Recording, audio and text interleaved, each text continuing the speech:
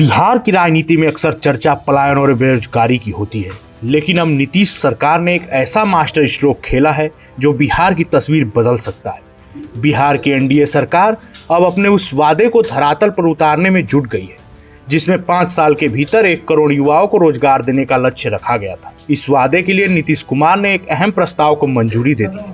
बिहार में नीतीश कुमार के नेतृत्व में चल रही एनडीए सरकार का फोकस अब युवाओं की जॉब और रोजगार पर है। चुनाव के वक्त अगले 5 साल में राज्य के 1 करोड़ बेरोजगार युवाओं को जॉब और रोजगार देने का जो वादा किया गया था, राज्य सरकार ने अब इसे अमली जामा पहनाना शुरू कर दिया है। जल्द ही राज्य के युवाओं के लिए आईटी और सेवा क्षेत्र में रोजगार के बड़े अवसर आने वाले हैं। पटना में मुख्यमंत्री नीतीश कुमार की अध्यक्षता में हुई कैबिनेट बैठक में एक ऐतिहासिक फैसला लिया गया। सरकार का पूरा फोकस अब उस वादे पर है जो चुनाव के दौरान किया गया था। इस कड़ी में एनडीए सरकार ने अपने वादे को पूरा करने के लिए बिहार वैश्विक क्षमता केंद्र नीति 2026 को मंजूरी दे दी है। इस नीति का सीधा लक्ष्य दुनिया की बड़ी आईटी कंपनियों और कॉल सेंटर्स को बिहार लाना है।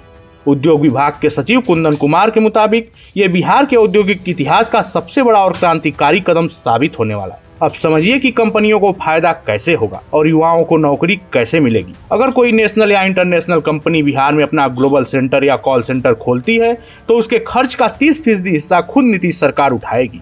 ये वित्तीय सहायता 50 करोड़ रुपए तक हो सकती है, यानी कंपनी पूंजी लगाएगी और सरकार इसे बड़ी सब्सिडी देगी।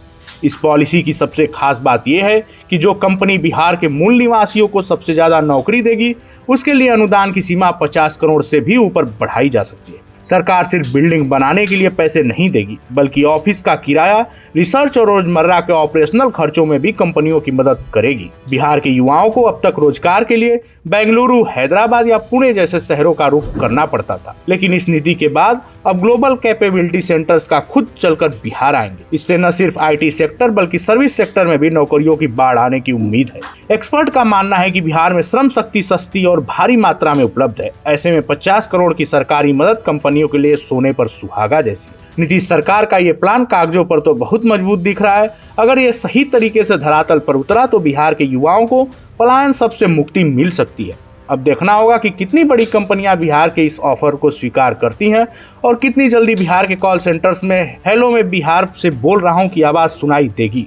इस खबर को लेकर आपकी क्या राय है, हमें कमेंट बॉक्स में जरूर शेयर करें।